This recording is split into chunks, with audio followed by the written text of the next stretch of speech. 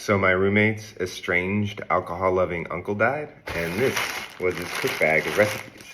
I've written down every chapter on this wheel, and I'm gonna make one. I'm David Zarco, and this is Dead Greg's Recipes. Latin plus Cuban food. This is the Latin plus Cuban food bag, and we are making Cabo wraps, bacon shrimp. Or maybe just Cabo wraps. I don't know. Okay, Cabo wraps. Pause it if you want to figure out how this is Cabo, and let's just jump into it. The recipe calls for roasted garlic, so I started with that, cutting them in half and then putting them in the oven for like 40 minutes. We need grated cheese. I went with pepper jack. Peeled the shrimp. Instructions say to leave the tail on. Rinse and butterfly, and sometimes remove the poop shoe. Beautiful.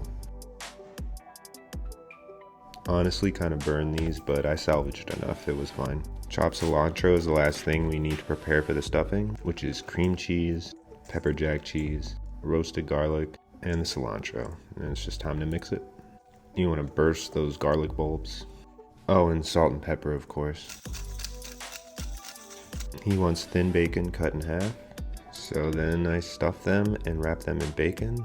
I wish I just cooked them on this wire rack you see and put it in the oven. It would have been a lot crispier.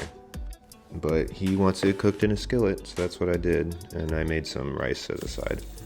It's difficult to get an even cook and keep the integrity of the shrimp this way, but whatever. We serve it up and see what the roommate thinks. Okay, these are Cabo wraps. Yup. What's this filling? Cream cheese, and he says grated cheese. One with pepper jack. It's got a little spice coming in.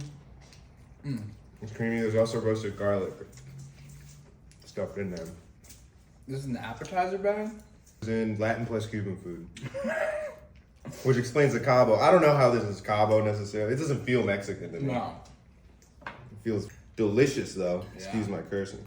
It reminds me of like lollipop lamb chop, but